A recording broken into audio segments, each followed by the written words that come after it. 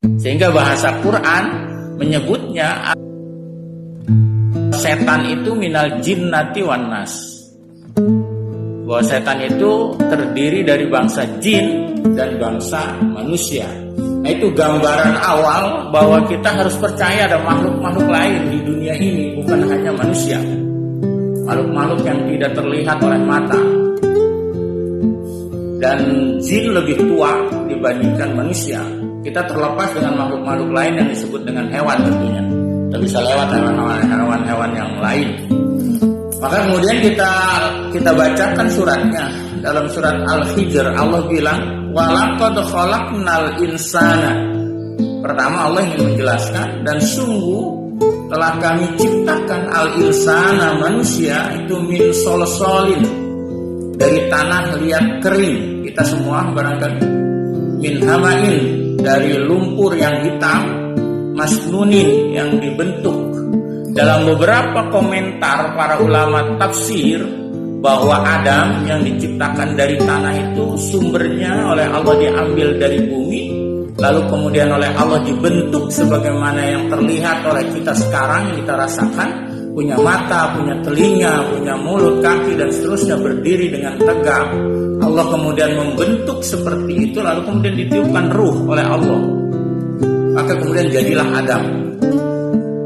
Adam diciptakan oleh Allah tidak melalui nutfah, tidak melalui sperma, tetapi langsung dari anasir bumi, lalu kemudian diciptakan oleh Allah dengan firman-Nya kun, jadi engkau, maka fayakun, maka jadilah Adam.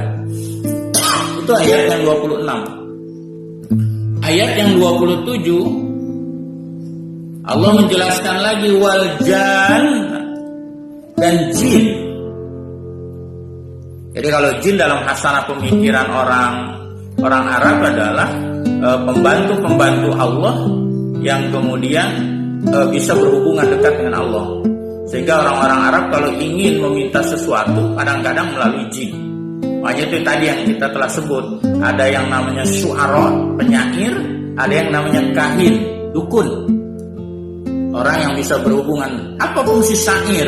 Fungsi syair itu ketika ada seremonial, dia biasanya membacakan kata-kata indah. Kata-kata indah yang kemudian itu menjadi ucapan yang berbau magic, yang kemudian dalam bahasa Indonesia disebut mantra. Bukan mandra ya, tapi mantra. Mantra yang kemudian diucapkan lalu kemudian mengandung sesuatu kekuatan.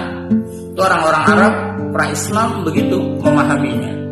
Kata Allah kemudian wal janna ayat 27, wal janna, dan kemudian jin khalaqna, kami ciptakan hu akan jin itu min qablu, dari sebelum. Berarti umur jin penciptaan awalnya lebih tua dari Adam.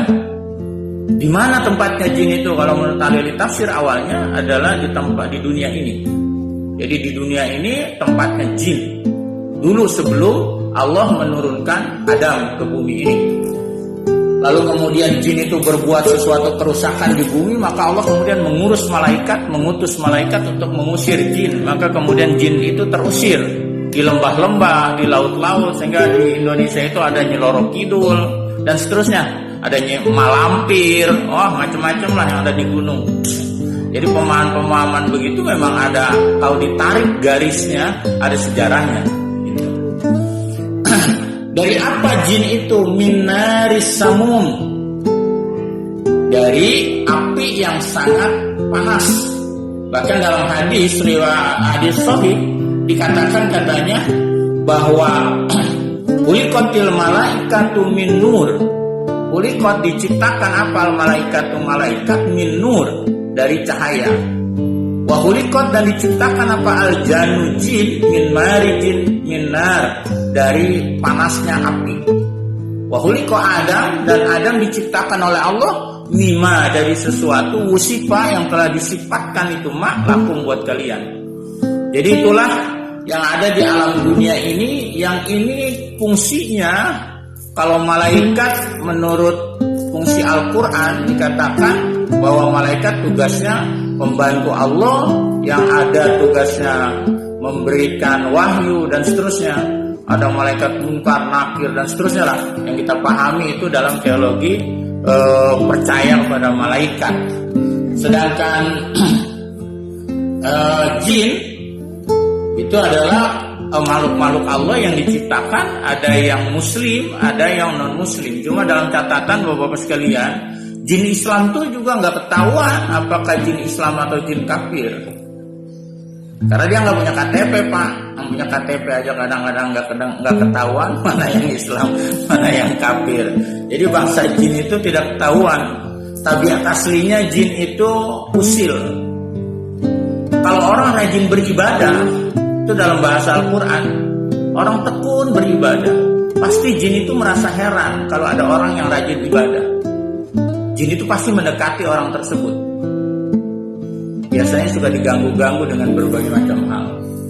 Nah, ini mungkin terakhir penjelasan tentang rukun iman, yang kemudian dalam bahasa agama ini kajiannya adalah kajian teologi, percaya kepada Allah, amantu billahi, percaya kepada malaikat, percaya kepada kitab-kitabnya yang udah kita jelaskan semua, rasulnya, hari akhir, dan terakhir saya tambahkan percaya bahwa di dunia ini ada makhluk lain selain manusia yang sifatnya gaib, yang bisa kalau malaikat adalah makhluk langit, di sini juga ada setan yang kemudian bisa menggoda manusia dengan berbagai macam fungsinya setan.